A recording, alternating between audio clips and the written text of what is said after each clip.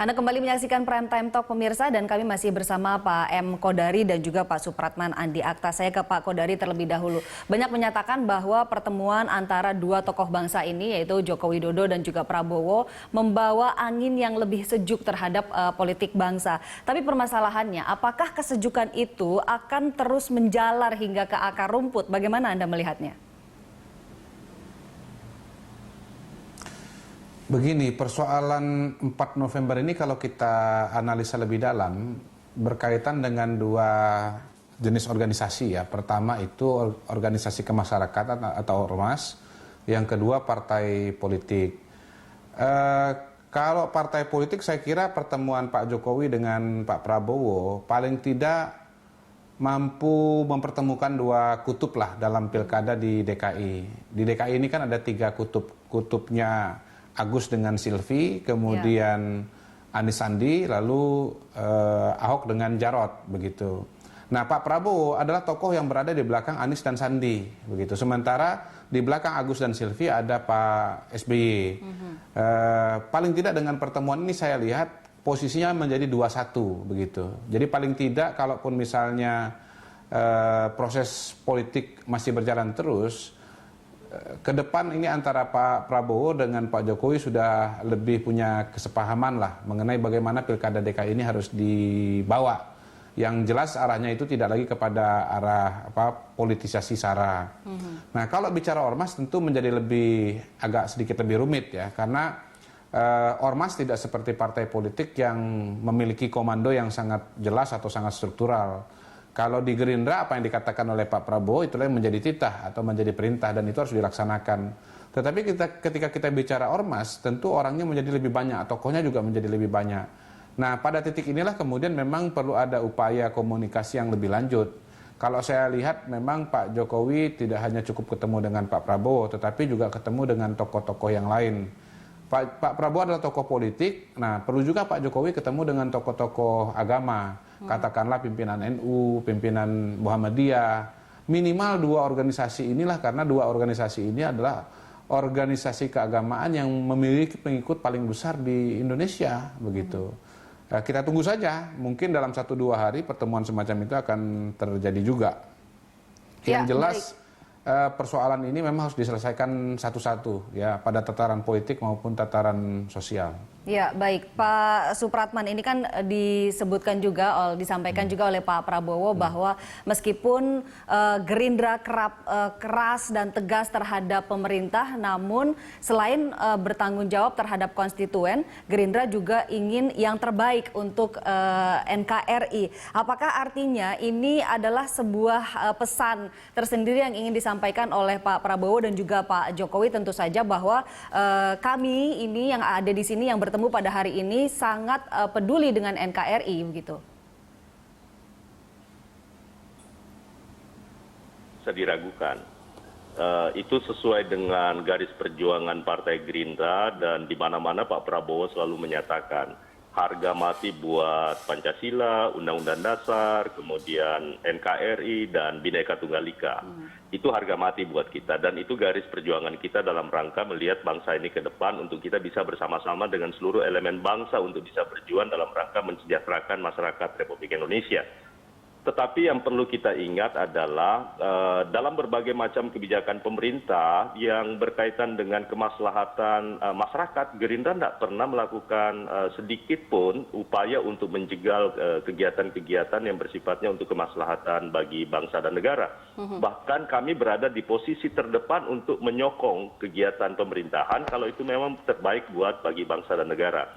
Namun demikian, sekali lagi tentu sikap kritis sebagai partai yang berada di luar pemerintahan itu tetap akan kita pertahankan bila mana kebijakan-kebijakan yang berkaitan dengan kebijakan pemerintah, terutama yang berkaitan dengan sumber daya alam, kemudian kemaslahatan untuk seluruh warga negara, itu diabaikan oleh pemerintah. Kita akan kritisi sedemikian rupa. Tetapi ingat bahwa Pak Prabowo Subianto itu sebagai Ketua Umum dan Ketua Dewan Pembina Partai Gerindra selalu menyatakan harga mati buat NKRI. Tidak ada satupun warga yang boleh kita beri apresiasi bagi mereka yang mau memecah belah bangsa dan negara ini. Nah, oleh karena itu sikap konstitusional ini itu selalu melekat pada jati diri seluruh kader-kader Gerindra. Tetapi sekali lagi, terkadang persoalan-persoalan yang harusnya biasanya kita anggap sepele, tetapi itu bisa menimbulkan. Nah, akarnya ini yang harus diangkat. Kalau itu kankernya, jangan dibiarkan. Nah, inilah sikap yang harus diantisipasi oleh Presiden Jokowi supaya bisa menyelesaikan masalah ini secara smooth. Dan itu semua yang kita anggap selama ini yang selalu kita berikan dorongan kepada pemerintah untuk menyelesaikan semua persoalan bangsa dengan cara-cara yang bisa responsif terhadap masalah yang dianggap bisa mengganggu ketentraman dan kedamaian di tengah-tengah masyarakat. Baik. Tetapi intinya sekali lagi bahwa Pak Prabowo itu tidak usah diragukan. Rasa nasionalisme dan sikap konstitusionalnya itu akan terpatri bagi seluruh kader partai Gerindra. Itu tidak akan mungkin berubah. Dan itulah contoh yang selama ini kita diberikan bahwa Pak Prabowo tidak akan mungkin melakukan tindakan-tindakan yang inkonstitusional. Dan itu menjadi garis perjuangan partai Gerindra.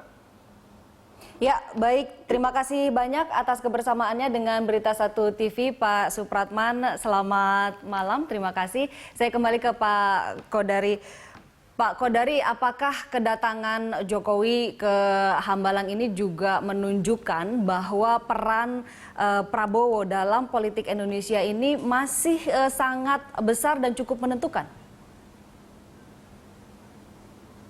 Ya, betul. Saya kira memang Pak Jokowi menyadari betul hal ini. Makanya di beberapa kesempatan yang krusial, Pak Jokowi bertemu dengan Pak Prabowo. Di luar proses pelantikan Presiden dan Wakil Presiden pada tahun 2014, sebetulnya ada satu momentum besar di mana Pak Jokowi ketemu dengan Prabowo. Yakni pada saat terjadi dinamika tarik-menarik calon Kapolri di DPR RI. Ya. Pada saat itu Pak Jokowi juga ketemu dengan Pak Prabowo dan waktu itu Pak Prabowo juga memberikan suatu sinyal yang menurut saya sangat simbolik ya.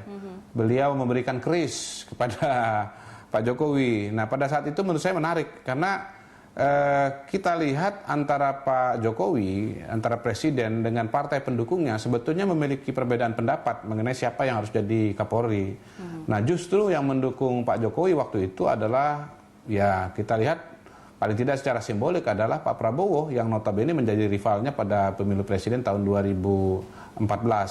Jadi saya melihat justru, ya saya pernah mengatakan beberapa kali dan di beberapa forum, kalau kita bicara oposisi, ya sebetulnya Pak Jokowi dengan Pak Prabowo itu memiliki kedekatan. Ya. Jadi mereka ini rival politik tetapi juga sekaligus sahabat politik. Nah mungkin waktunya tidak cukup untuk berdiskusi di sini, tetapi pada hari ini, walaupun yang menyatakan diri oposisi adalah Gerindra dan PKS, kalau hemat saya oposisi yang sesungguhnya adalah Partai Demokrat, Pak SBY, yang notabene menyatakan diri sebagai partai SBY? Penyeimbang. Ya. Apakah sebaiknya begitu, walaupun kalau kita bicara kalau bisa ketemu bagus sekali. Jadi setelah Hambalang, Pak Jokowi ketemu dengan Pak SBY di Cikeas. Ya. Tetapi dinamika yang terjadi pada beberapa hari ini dan beberapa waktu ini menurut saya agak sulit untuk bertemu antara keduanya. Kita lihat soal Munir misalnya, itu terjadi lempar-lemparan kasus atau lempar-lemparan tanggung jawab antara Pak SBY dengan pemerintahan yang ada sekarang. Terakhir kali justru yang terjadi juga sindir-sindiran. Misalnya Pak Jokowi, Pak SBY keliling Jawa, kemudian melontarkan kritikan-kritikan yang dijawab secara tidak langsung oleh Pak Jokowi dengan datang ke Hambalang dan mengatakan ini proyek kok mangkrak. Barangkali justru ini adalah jadi momen yang tepat untuk betul-betul membuat suasana politik bangsa jadi lebih sejuk, Pak Kodari ya. Ya, mudah-mudahan Pak Jokowi dan Pak SBY mendengar kita dan memiliki pandangan yang sama. Yang problem kan begini, kalau cara melihat Pilkada DKI ini dengan cara yang berbeda. Ya saya kutipkan satu tokoh yang lain ya, yang tidak dalam pertemuan dan dalam pembahasan ini, tetapi pernyataannya saya baru baca dan menurut saya bagus sekali, yaitu Pak Surya Paloh. Pak Surya Paloh mengatakan kekuasaan itu penting, tetapi persatuan itu lebih penting daripada kekuasaan. Saya kira itu yang harus digarisbawahi. Saya juga sepakat dengan pernyataan Pak Surya Paloh tadi, karena NKRI harga mati. Baik Pak Kodari, terima kasih banyak atas kebersamaannya dengan Berita Satu TV pada malam hari ini. Selamat malam, terima kasih.